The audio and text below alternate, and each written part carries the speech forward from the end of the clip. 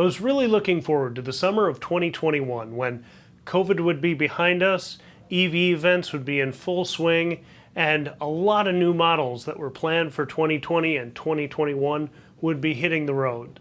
So with all that excitement, when we got to this summer, we're still kind of working through COVID, and we have this massive chip shortage. That means most of the big reveals that were meant to come out in 2020 or 2021 have been delayed at least a few months to now some of them maybe a year, some of them maybe forever.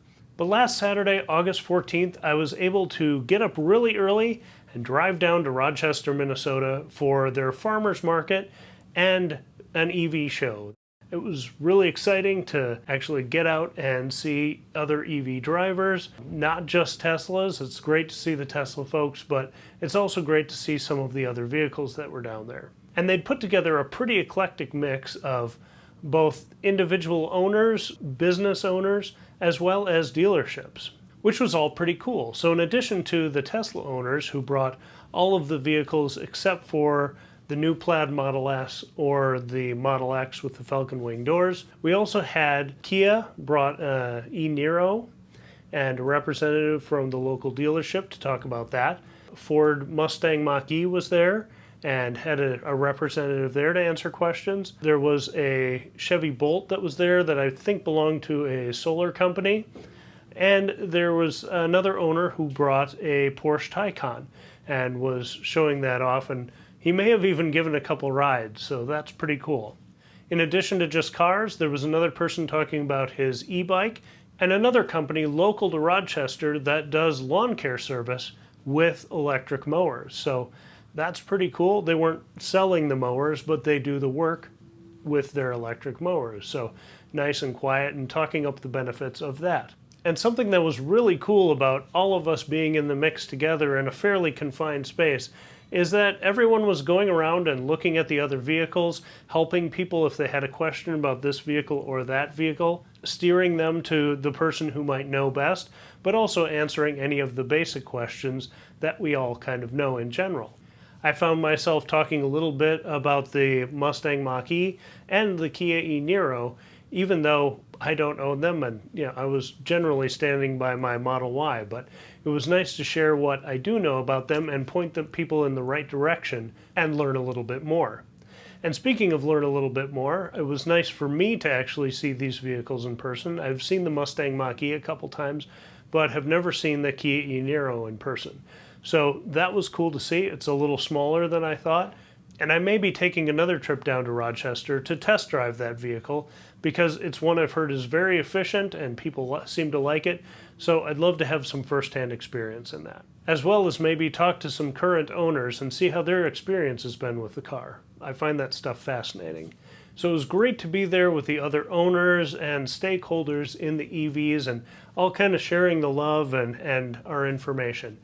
But on the flip side, what was really fantastic was the difference in the attendees from 2019 events to 2021 events, in that a lot of the people I talked to were actively shopping, where in 2019 it was, what is this?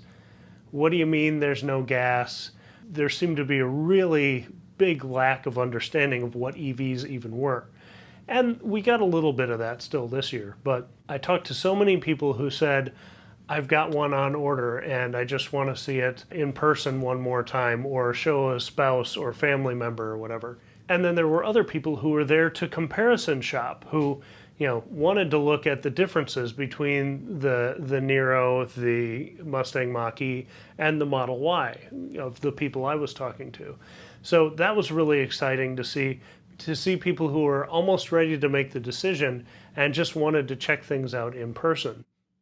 There wasn't a Volkswagen ID4 there, but one couple had ordered an ID4, then decided maybe against it and just wanted to see the other options before they decided to go back to that or maybe go with a Model Y. So it was nice to be able to talk about that and kind of show them the different features and give them an understanding of what the differences were and what they could expect. It was really neat to see people coming in a little bit educated and wanting to see the differences themselves, where you didn't have to explain, no, there's no gas tank, no, there's no gas tank, over and over again. And it came down to more typical car shopping, where you're looking at what's the price, what are the, how do the seats fold down, how's the storage space, how's the leg room, headroom, that kind of thing. And that was really exciting to see, that it wasn't just EV shopping. People were there to look at potentially buying cars. And the EV part of it was important to them, but it was kind of the afterthought of, we're getting an EV, which one? The event ran from 8 in the morning till noon, and those 4 hours flew by pretty quickly.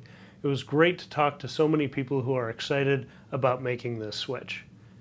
After the event, we said our goodbyes. Those of us with Teslas headed over to the supercharger a couple blocks away to Hy-Vee.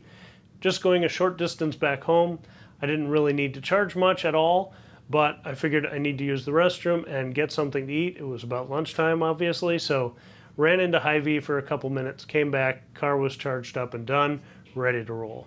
Then to tack on a little more excitement to the day, I came home and then in the afternoon had an interview with Curtis Shuck from the Well Done Foundation, and I'm in the process of editing that video along with some of the stuff I shot while we were up in Montana talking about plugging abandoned oil wells. So that's going to be next week's video and should be pretty exciting. But I really wanted to share this event because it was what I was hoping to be doing all summer long. And now it looks like maybe a little bit in the winter, but really next summer, most of this stuff is going to be happening, which I'll jump in wherever I can and do as many of these as I can. But if you're looking for an EV, there's probably events like this in your area. And if you've got an EV and want to share why you love it, look for these kind of events in your local groups and see if you can bring yours and share your passion for EVs. I want to say a special thank you to Rochester Electric Vehicles for hosting the event and inviting us down there. I'm looking forward to another one sometime, and in the meantime, for more information, you can check out rochesterelectricvehicles.com. But for today, thanks for watching, have a great day, and I'll catch you in the next one.